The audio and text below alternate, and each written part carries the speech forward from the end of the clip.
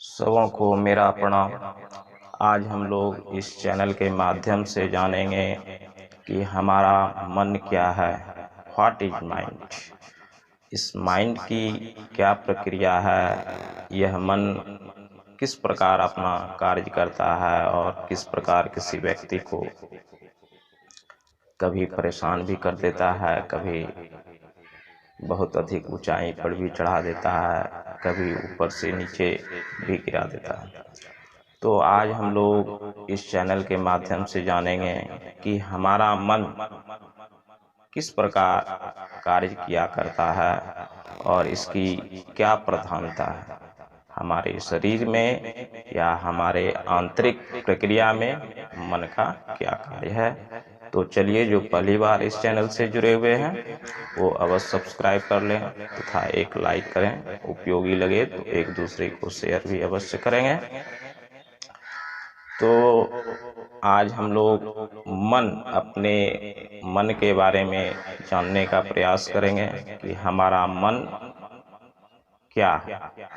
तो इस संबंध में हम लोगों को समझना चाहिए कि हमारे अंदर जो सोच है, हमारे अंदर जो थॉट है, विचार है, उसी का एक समूह, उसी के एक समूह को हम लोग बार बार जो विचार आ रहा है तो हम लोग कह रहे हैं कि हमारा मन बेचैन है या हमारा मन शांत नहीं है। तो मन जो भी है उस स्थिति का है, स्थिति के नाम को मन कहा जाता है। जैसे कोई एक व्यक्ति कभी पुत्र भी हो सकता है, कभी पिता भी हो सकता है, कभी पति भी हो सकता है, कभी चाचा भतीजा कुछ भी हो सकता है, दादा हो सकता है। उसी प्रकार हमारे विचार की जो अवस्था है, हम जो सोचते हैं, हम जो अंदर में इच्छा जागृत होती है, इस सब समूह को ही हम लोग मन कह सकते हैं। और इस विचार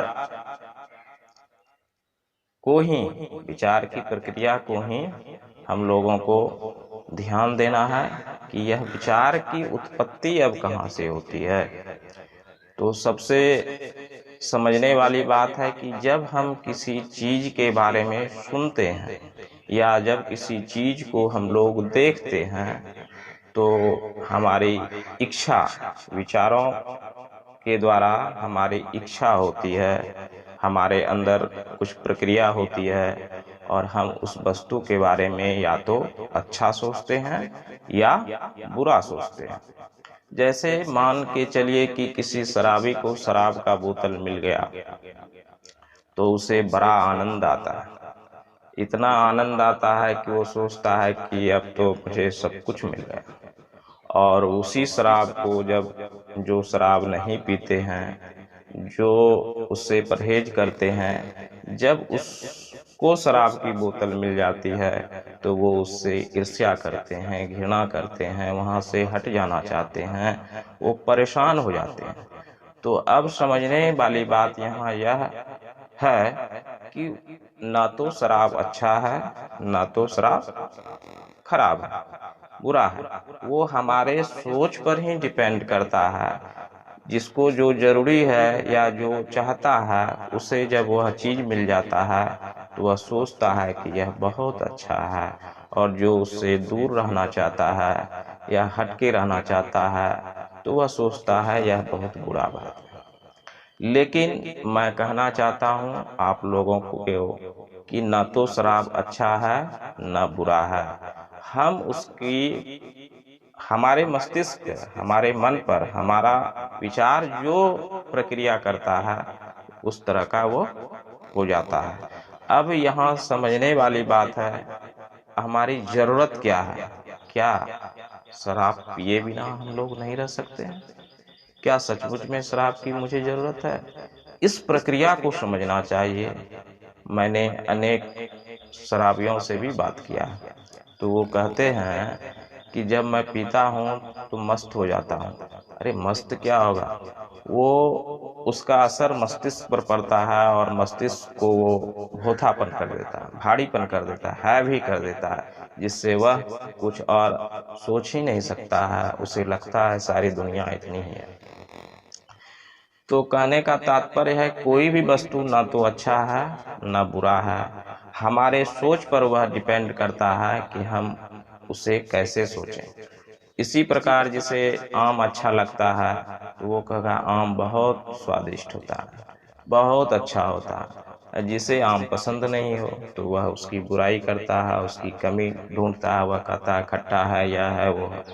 तो ये सब हमारे मस्तिष्क में, हमारे मन, हमारे विचारों की प्रक्रिया के चलते ही होता है। जब हम इसे अपने विचारों को, अपनी इच्छाओं को, अपने मन की प्रक्रिया को समझना शुरू करेंगे तो मुझे आशा है कि आप लोगों को भी जो सच्चाई है, जो हमारे मन की प्रक्रिया की बारे में जो हम लोग सोचते हैं या किसी वस्तु को देखते हैं तो उसके भी प्रक्रिया को समझेंगे और हमारा मन शांत रह सकता है, हमारा मन स्थिर रह सकता है। फिजूल के बातों से हम लोग हट के रह सकते हैं और अपने जीवन को शांति में व्यतीत कर सकते हैं। तो इच्छा, विचार, मन, यह सब आपस में एक जुड़ा हुआ चीज है और यह परिस्थिति दर परिस्थिति उसके नामों को बदलता है। अब मान के चलिए कि जब किसी दूसरे वस्तु के प्रति इच्छा हो गई तो उस अवस्था का नाम हो गया लोभ। जब किसी को देखकर गुस्से की अवस्था हो गई, क्रोध आ गया, तो उस अवस्था का नाम है क्रोध। न कि वह क्रोध है, न वह लोभ है, न वह कामी है, न वह कुछ है। हमारी जो अवस्था है, हमारे मन की प्रक्रिया की जो अवस्था है, उस अवस्था के चलते उसका अलग अलग नाम दिया जाता है समझने के लिए। न तो हमारा मन क्रोधी है, न लोभी है, न कामी है, न कुछ है। वह उस प्रक्रिया को, विचारों की प्रक्रिया को जब उस स्थिति में रहता है तब वह उस नाम से जाना जाता है। तो जब इस प्रक्रिया को हम लोग समझेंगे तो अवश्य है हम अपने मन को बिल्कुल ही शांत चित्त कर सकते हैं। और इसी शांतचित्त मन के लिए ही सारा दुनिया, सारा विश्व लगा हुआ है कि हम लोगों को शांति चाहिए। हमारा मन जो है स्थिर होना चाहिए, बिल्कुल शांत आनंदमय होना चाहिए। लेकिन यह चाहता है, लेकिन वह करता, इनके कर्म कुछ अलग है। चाहता वह शांति है लेकिन उनका कर्म जो है अशांति वाला हो जाता है। आजकल आप लोग देख ही रहे हैं, सुन ही रहे हैं कि विश्व में विश्व युद्ध की संभावना के बारे में महीनों से चर्चा होती आ रही है। रूस और यूक्रेन का युद्ध विश्व प्रसिद्ध हो गया। सभी दुनिया के देश चाहते तो शांति हैं, लेकिन उनकी तैयारी युद्ध की होती है। क्या यह आप लोगों को लगता है किसी भी हाल में यह संभव है? तो इसलिए हमारे अंदर जो युद्ध चलता है, विचारों का, इच्छाओं का, या अपने मन की जो भी प्रक्रिया है, वासना है, या अन्य भी जो भी हम लोग सोचते विचारते हैं, तो यह भी उस युद्ध से कहीं ज़्यादा खतरनाक है। इसलिए हम अपने विचारों के युद्ध को भी, अपने मन मस्तिष्क को, अपनी इच्छाओं को, अपने विचारों को सतर्क होकर, सजग होकर ध्यान देंगे तो हमारा यह आंतरिक युद्ध जो चल रहा है कहीं विश्व युद्ध से भी ज़्यादा खतरनाक है। इसलिए इस विचारों को अवश्य समझने का प्रयास करें और मन की प्रक्रिया को समझकर उसे शांतचित्त अवस्था में जरूर रखें, जिससे आपका जीवन शांतिमय, सुखमय, आनंदमय बीत सके। आप सबों को मेरा प्रणाम।